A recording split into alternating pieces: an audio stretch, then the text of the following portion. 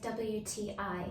Do you ever get confused by all the expensive moisturizers out there, trying to figure out which one is for you? If you'd like a simple, affordable moisturizing routine, then I recommend the CETAPHIL Moisture Lotion for face and body. It doesn't get any easier than that, right?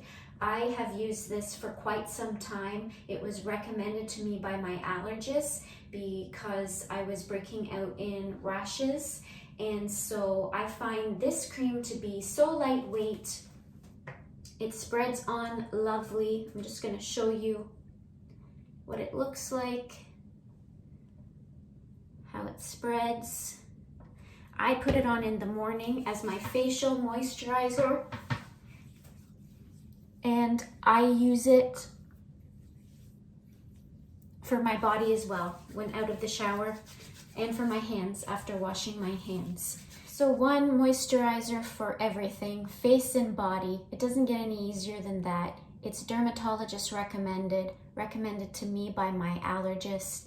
It's lightweight yet still super moisturizing. I highly recommend it, and that's my point of view.